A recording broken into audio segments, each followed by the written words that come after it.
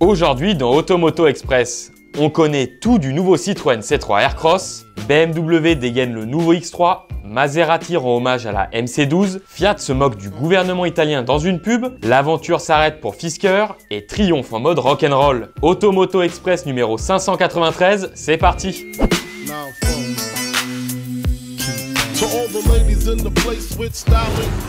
Citroën présente le nouveau C3 Aircross. Au mois d'avril, Citroën dévoilait les premières images extérieures du nouveau C3 Aircross, mais l'habitacle et les informations techniques restaient encore à connaître. C'est désormais chose faite, le constructeur présente aujourd'hui officiellement cette deuxième génération du SUV. Le design s'éloigne pas mal de l'ancien modèle avec un look très cubique, caractéristique de la nouvelle identité de la marque. Pareil pour les dimensions, puisque ce nouveau C3 Aircross s'allonge de 23 cm et mesure maintenant 4,39 m.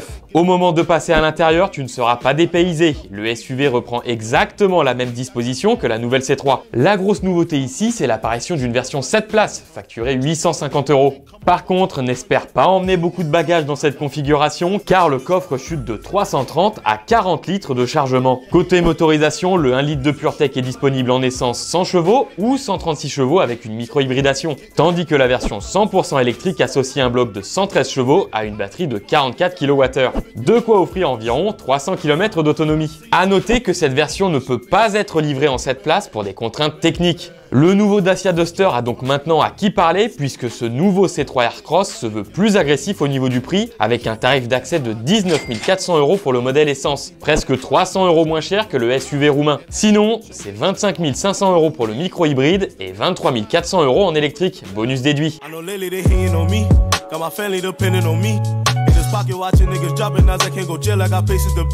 C'est le sujet de la question du jour. Et toi, tu serais plus Citroën C3 Aircross ou Dacia Duster? Dis-nous ta réponse en commentaire.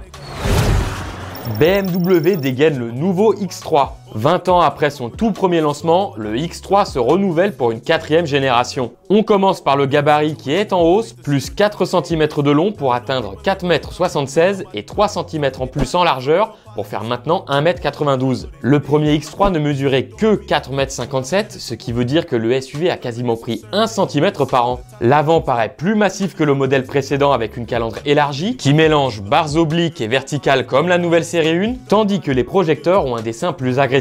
À l'arrière, les feux pointent toujours vers l'intérieur du haillon qui est plus lisse après avoir déplacé l'emplacement pour la plaque d'immatriculation. L'habitacle s'adapte à l'air du temps avec une double dalle incurvée pour l'instrumentation et l'infodivertissement, tandis que la planche de bord est beaucoup plus épurée qu'auparavant. Au niveau des moteurs, il y a le choix entre du micro-hybride essence et diesel de 208 et 197 chevaux respectivement et un hybride rechargeable de 299 chevaux avec une autonomie de 90 km en mode 100% électrique. C'est 2 fois mieux que l'ancien modèle.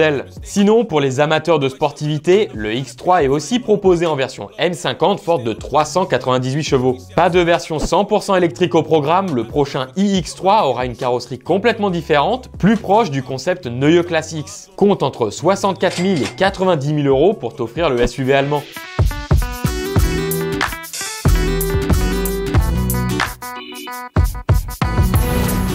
Maserati rend hommage à la MC12.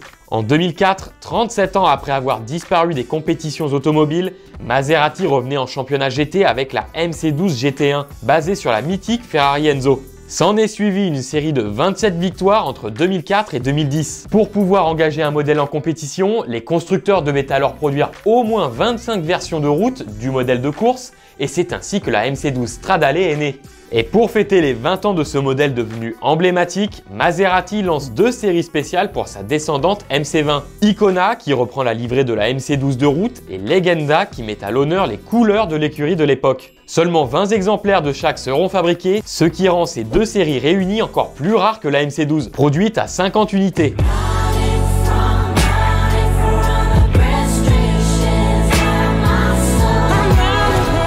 Fiat se moque du gouvernement italien dans une pub. Ce n'est pas la joie entre Stellantis et le gouvernement italien. Après avoir obligé Alfa Romeo à changer le nom du Milano devenu Junior, c'était au tour de la Fiat Topolino de subir les foudres de l'Italie. Les dirigeants du pays jugeaient que la micro-citadine électrique trompait les consommateurs sur sa provenance, car elle arborait fièrement des drapeaux italiens alors qu'elle est fabriquée au Maroc. Alors la toute nouvelle pub pour la Fiat 500e peut forcément sonner comme une réponse. On y voit la citadine rouler sans aucun logo, avec plusieurs messages qui défilent. En résumé, même sans nom de modèle ni d'indication claire sur la provenance du modèle, tout le monde reconnaîtrait la 500. Il est vrai que la petite Fiat a un design iconique, facilement reconnaissable. Quand on remet dans le contexte, on peut donc trouver un double sens à ce spot, l'un vraiment anodin et l'autre qui est carrément une pique au gouvernement italien.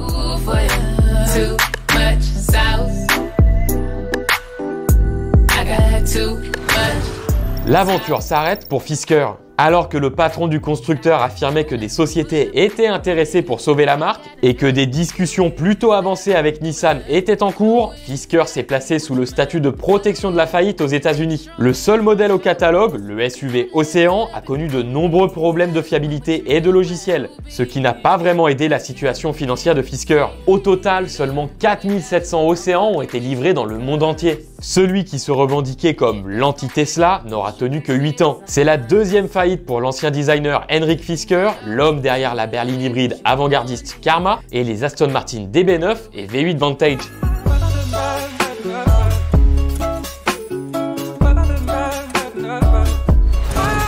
Triomphe en mode rock'n'roll. Est-ce que tu savais qu'Elvis Presley était fan de Triomphe? À tel point qu'il a offert une bonne ville à tous les membres de sa garde rapprochée, qui a été surnommée la Memphis Mafia. En l'honneur de cette bande de motards, Triomphe lance la T120 Elvis Presley, une édition limitée à 925 exemplaires, dont seulement 75 sont réservés pour la France. Cet hommage se caractérise notamment par une teinte rouge Carnival, des liserés de couleur or peints à la main et la signature du célèbre chanteur américain apposée sur le réservoir, le guidon ou encore les caches latéraux. Aucun changement au niveau mécanique, cette bonne ville est toujours animée par un bicylindre de 1200 cm3 fort de 80 chevaux. Compte presque 17 000 € pour t'offrir cette moto hommage à Elvis.